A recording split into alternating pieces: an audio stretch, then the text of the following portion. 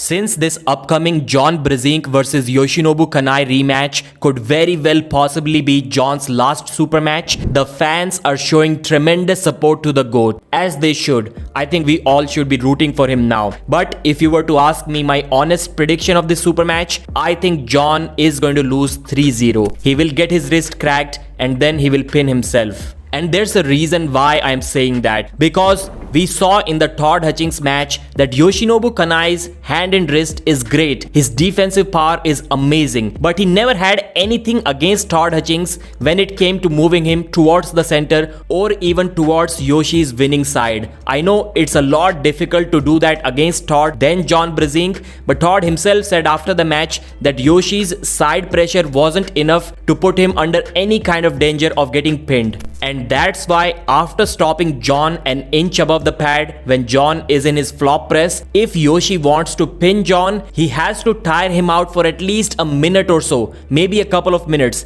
He himself said that he's prepared for a 2-minute battle once he stops John an inch above the pad. That's how he's going to win this match. But I think John is smart enough to not exert that much energy in the first round or maybe even in the second round. That's why he'll be left with no other choice but to pin himself.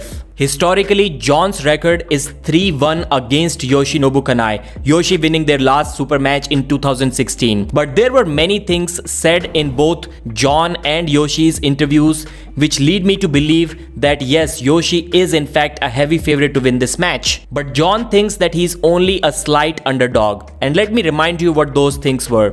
First of all, Yoshi said that he only did a couple of weeks of serious training to prepare for Todd Hutchings, and he gave Todd his best match. Yes, he was doing some kind of casual training every now and then before that match, but after August, he completely stopped training because he got injured in that month. So that was not the best Yoshi which we have seen or which we could be seeing in the future. He's much better now. And then he said that his mind, his heart, his soul, his every fiber believes that now for this match, he's the best that he has ever been. He thinks that he's 30% stronger than the Todd Hutchings match, which is kind of BS, I would say. Unrealistic number, but still the fact is that he's stronger than before, stronger than ever before. How is John going to deal with that?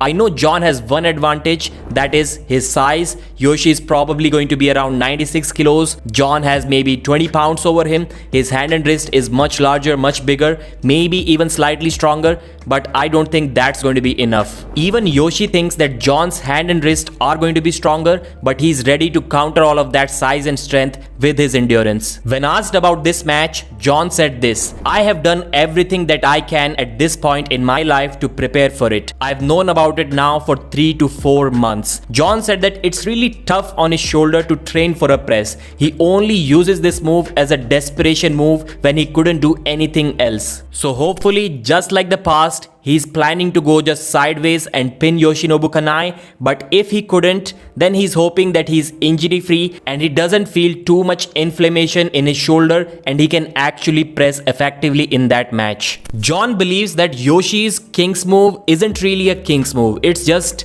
a basic style open arm top roll, and since Yoshi doesn't have a huge hand, he cannot be hand dominant against John in that match. John said that his entire arm is feeling completely fresh, sometimes even better than the past, right from his fingertips up to his biceps, but then it's the shoulder that is causing him some troubles. So you tell me, after listening to both of these guys from their interviews, who do you think is the favorite to win this match? Mention your comments in the comment section, like the video, and I'll see you again.